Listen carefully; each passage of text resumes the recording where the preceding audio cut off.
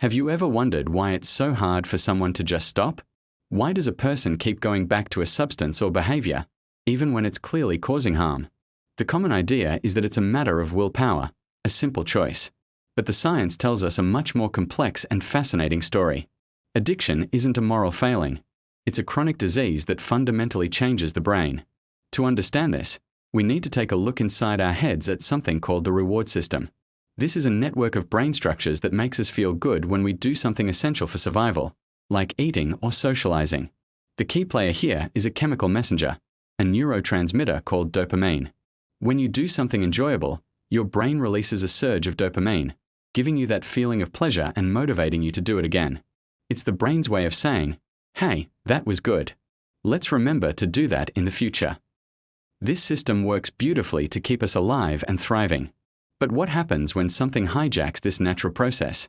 Substances like drugs or alcohol, and even certain behaviors like gambling, can flood the brain with massive, unnatural amounts of dopamine. We are not talking about a gentle wave of pleasure. We are talking about a tsunami. This intense rush feels incredibly good, far more powerful than any natural reward. The brain's reward system is essentially overwhelmed, and it learns very quickly to associate that substance or behavior with this extreme pleasure. This is where the cycle of addiction begins, and it's often described in 3 distinct stages. The first stage is the binge and intoxication phase. This is the experience of using the substance and feeling its euphoric effects. The person is drawn in by that powerful dopamine surge. Their brain is screaming, "This is amazing. More, please." During this stage, the focus is on the immediate pleasure and reward. The prefrontal cortex, the part of our brain responsible for judgment and decision-making, starts to get pushed to the side. The desire for that high becomes the main driver. As the person continues to use, their brain starts to adapt. It begins to expect these huge surges of dopamine. This leads to tolerance, meaning they need more and more of the substance to achieve the same feeling. What once was a small amount is no longer enough. This isn't a conscious choice. It's a biological adaptation happening deep within the brain circuitry. Then comes the second stage, withdrawal and negative effect. After the high wears off, the brain, which has now adapted to this flood of dopamine, finds itself in a deficit. The natural dopamine system has been downregulated. As a result, the person experiences the opposite of pleasure. They might feel anxious, irritable, depressed, or physically ill. Life's normal pleasures, things that used to bring joy, now seem dull and lifeless because they can't compete with the memory of that intense, substance-induced high. This uncomfortable, often painful state is called withdrawal. The brain is essentially in a state of stress. To escape these negative feelings, the urge to use the substance again becomes incredibly strong. The motivation is no longer just about chasing the high, it's now about escaping the low. It becomes a cycle of seeking relief, not just pleasure. This is a critical shift. The brain is now associating the absence of the substance with pain and discomfort, reinforcing the drive to seek it out again. This leads us to the third and final stage, preoccupation and anticipation. This is the craving stage. The brain is now completely fixated on getting the substance. The prefrontal cortex, which governs our impulse control and long-term planning, is significantly weakened. Its ability to say no or to weigh the long-term consequences against the immediate urge is severely compromised. Instead, the brain's go system, driven by the desire for relief and the memory of the high, is in full control. It's like the brakes on a car have failed, and the accelerator is stuck to the floor. The person is preoccupied with thoughts of using. They might spend a huge amount of time and energy planning how to get the substance, thinking about using it, and recovering from its effects. Their world narrows, and their priorities shift. Responsibilities to family, work, and health all take a backseat to the all-consuming need to satisfy the craving. So, how does the brain get so completely rewired? One of the key concepts here is what neuroscientists call incentive sensitization.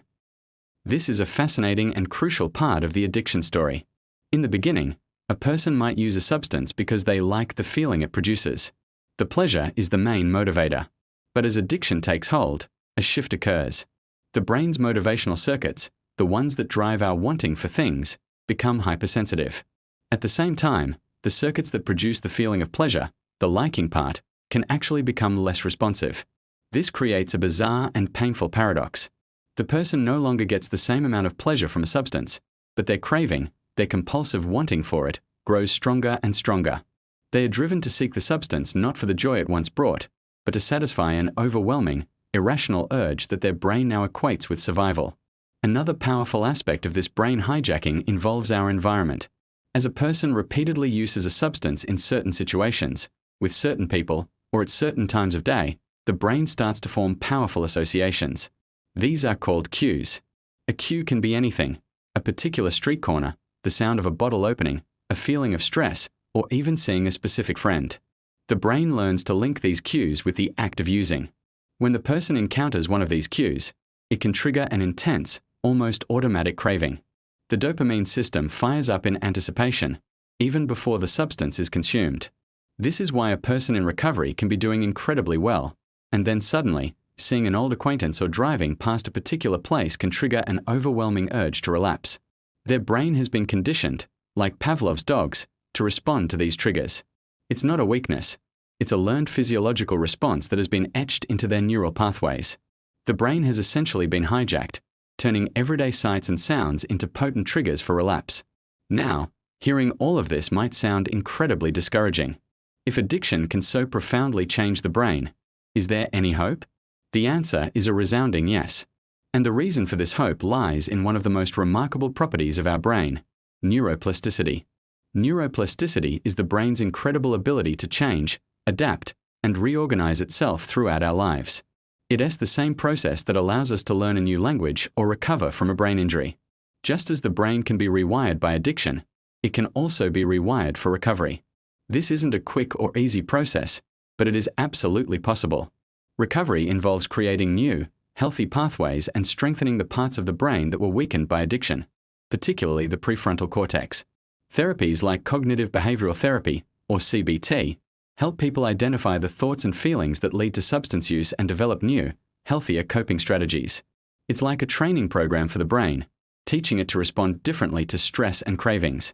Support groups and counseling provide a safe environment to practice these new skills and build a new social network that supports sobriety.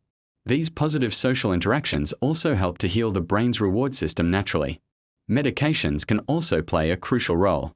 Some medications can help reduce cravings or block the euphoric effects of a substance, giving the brain a chance to heal without the constant interference of the drug. Others can help manage the difficult symptoms of withdrawal, making the initial stages of recovery more bearable. Physical exercise, mindfulness practices like meditation, and a healthy diet all contribute to brain health and support the healing process. They help to naturally balance brain chemistry and reduce stress, which is often a major trigger for relapse.